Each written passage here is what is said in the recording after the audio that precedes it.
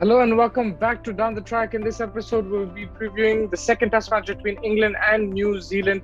The first game was a draw. Going into this second test, the team news is that Trent Bolt is probably going to play. He's back in the team. I think the quarantine rules are a bit relaxed now, so he will be probably playing in that second test match. And from the England camp, Ollie Robinson has been suspended for his tweets, the racist and sexist tweets that he made like 10 years back. Of course, you can say it's a long time back, but he was 18 years old. He was aware of what he was doing, and it was completely wrong. And yeah, it's been dug up now, and he has been suspended. It was coming, to be honest with you. Once you dig these things up and it's in the public eye, then the action has to be taken. And ECB has suspended him from all international cricket, and until the investigation has been completed. So that's the news there. Now, apart from that, Dom Bess is back in the England squad. That means probably Leach will play because I think Silverwood had mentioned that they're bringing in Dom Bess for a concussion, for just in case as a concussion substitute or as a backup to Jack Leach. So I think Jack Leach will play because we saw in the first test not only were the fast bowlers getting tired, but also the over rate was very slow from England's side of things. And I think that's where Joe Root will probably want a spinner in this second test match. How will the pitch play? That'll be very interesting. Birmingham has been known to be a seamer friendly kind of pitch, and it does get good to bat on after the first day, probably second, third day. It'll be interesting to see how it goes because England have been looking to make these flatter pitches. So if there's not much movement on the first day, then expect some quite a few runs. Again, I think New Zealand will be favorites with England missing out some big players, big names. We've mentioned Bairstow, Butler, and Stokes, but also the likes of Vokes, Sam Curran. These guys actually bring balance into this England Test team, and I think with all these players missing, it will be difficult for them. But they will need the other batsmen to step up. The youngsters like Ollie Pope, Lawrence as well. We saw Burns play really well, but I think the likes and Sibley as well played that proper Test kind of innings. A bit more intent from him, but I think also Pope and Lawrence, they have to show their talent. They show why they've been selected for England. I think Pope is very talented, but he hasn't been consistent, and that's where he needs to improve on. Joe Root again will be the main guy in the batting order, and will have to be backed by the likes of Burns. Bowling wise, will Anderson and Broad play together? That's a question to be asked because will they be rested? Will one of them play? Both of them play? I think with the India series still a while to go, they both might still play, and this is the last game of the series. They don't play limited overs cricket, so I think Anderson and Bob might just play the second Test match. Who will replace Robinson? Will they just bring in Leach as the spinner?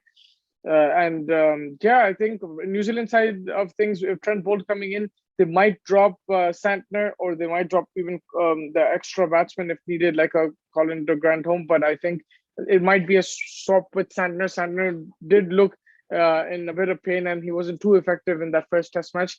But again, will they need a spinner? The same question that was posed to England in the first Test match. Will New Zealand need a spinner? If they do, I think they have the left-arm spinner. I think his name is Patel. He's there in the New Zealand squad, and they can use him as a number 11. And the batsmen, their bowlers can bat, so you can just push everyone up one in the order.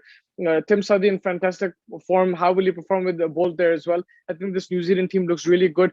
This will be their last game before that World Test Championship, so they'll want to get that formula going, the combination and strategies. Of course, they'll have that one eye on that World Test Championship. What is the batting order going to be? What is the bowling order? Kind of game plans. There will be different opposition in India against India, but for this game they will have that in the back of their mind. Kane Williamson hasn't scored that many runs in England in the past as well.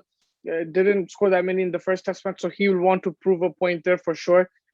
He's the star player, so if he can get runs under his belt going into that World Test Championship final, I think it'll help New Zealand a lot.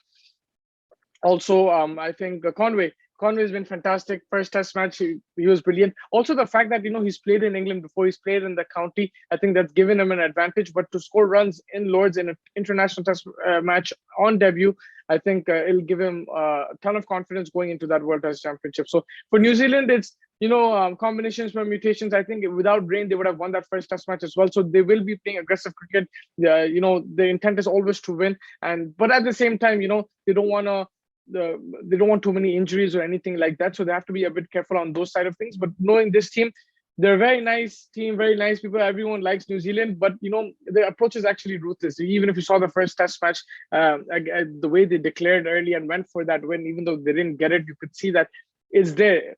They're nice guys and everything, but they play aggressive, an aggressive brand of cricket, and they're looking to win. They're not looking for a draw. They're not looking to lose. They're looking for a win. So they will give their best in this Test match, but I think they will still have one eye on that. Will they rest a few players? They could potentially rest Southee if needed.